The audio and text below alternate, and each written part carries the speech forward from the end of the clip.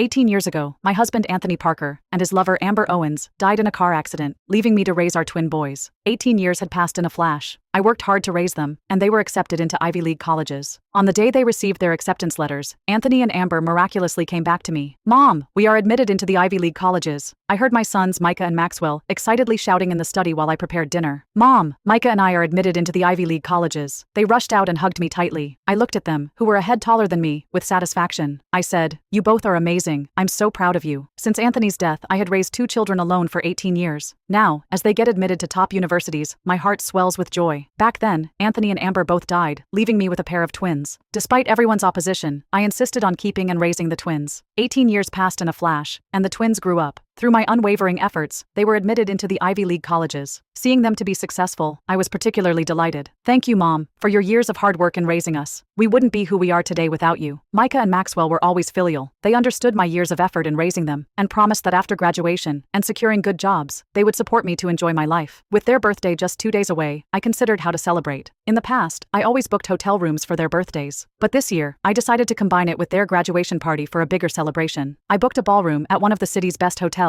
At the same time, I shared the news that my 2 sons were admitted to Ivy League colleges in the family group chat. The group soon buzzed with excitement. Micah and Maxwell are so awesome. If Anthony knew how successful his sons were, he'd be at peace. I briefly skimmed the messages and posted the party location to the group. After that, I turned off my phone notifications and quietly awaited the celebration. The birthday party was set for 2 days later at 10 a.m. I arrived early at the hotel that morning to review the menu and ensure every detail of the party was perfect. Most attendees were relatives of the Parker family, but my parents were absent. Back then, I ignored their objections and insisted on adopting Anthony and Amber's children. When my parents found out, they were so angry that they almost had a heart attack. Even after so many years, they never understood why I chose to raise someone else's kids instead of leading a more secure life. Anthony's parents, Richard and Sophia, entered the hall, assisted by the crowd. They walked straight to the main table and sat down, where Anthony's brother and sister sat with their families. There were 8 people seated at the main table. They surrounded my sons, and the seat was so full that there was no seat for me. "Hannah, what are you waiting for? Hurry and get Mom and Dad some water," Lydia called out, grabbing some snacks from the table. Lydia was Anthony's sister. She had endured an unhappy marriage and domestic abuse, and she was criticized for not being able to give birth to a son. Now, at 40 years old, she had given birth to a boy, which made her walk with a newfound confidence. Micah and Maxwell attempted to get up to help, but were restrained by Richard and Sophia. "Micah and Maxwell, come talk to me," Sophia urged. "Look at how handsome the boys are, just like my brother," Lydia said. "They look more like Amber to me," Anthony's brother remarked. Richard and Sophia glared at him fiercely, and he quickly shrank back into his seat, not daring to say a word. I moved between the tables, serving food and pouring wine. Micah and Maxwell couldn't bear it any longer, and added a chair between them. They pushed me into my seat and said, "Mom, our birthday is your day of suffering. Sit down and take a rest." This prompted a shift in the room's atmosphere. Lydia smirked. "Hannah, my brother would be thrilled to see his son raised so well by you." Richard coughed lightly, effectively silencing her. "Hannah, today is such a nice day. I have something to discuss with you," Sophia said, her eyes sparkling. "Go ahead," I replied. Sophia continued. "Micah and Maxwell are going off to college soon. It'll be empty for you in that 3-bedroom apartment. When they start school, Richard and I will move in, and I'll cook for you while you work." So that was her plan. My parents had initially put a down payment on the house I lived in, intending to add Anthony's name. 6 months into our marriage, he took a drive with Amber and had a fatal car accident, and both of them died. When I saw him again, he was just a handful of ashes. My parents had helped me pay the mortgage, so the property was solely in my name. Now, as my children grew up, Richard and Sophia were eyeing my house. I explained, "Mom, it's not that I won't let you live there. Micah and Maxwell will be studying abroad. That's why I've sold the house and will downsize to a 1-bedroom apartment, using the rest for their education." Richard's face turned pale. He slammed the table. "As a part of the Parker family, why don't you discuss such matters with us?" "I'm doing this for Anthony's children," I replied, feigning surprise. Richard continued, "What about the money from the house sale? You can give it to Sophia. She will save it for you. I'm worried about your extravagant spending." In the past, as long as I claimed it was for the children's benefit, they usually remained quiet. But today, Richard and Sophia's demeanor suggested I was now expendable with my sons heading to college. Thinking of this, I said calmly, "I've instructed my lawyer to deposit the money into a growth fund. Micah and Maxwell will receive $10,000 monthly until they turn 40. Richard's furrowed brow finally relaxed at that. He said, "Good to see you're thinking ahead and leaving money for my grandchildren. You don't need to buy a house, just rent one, and don't waste the money." As the chatter continued, the hotel manager approached and handed me the microphone. He said, "Today is your son's birthday and graduation party. As their mother, I'd like to ask you to share a few words and some insights." Taking the microphone, I began, "Thank you all for attending Maxwell and Micah's graduation party. Today,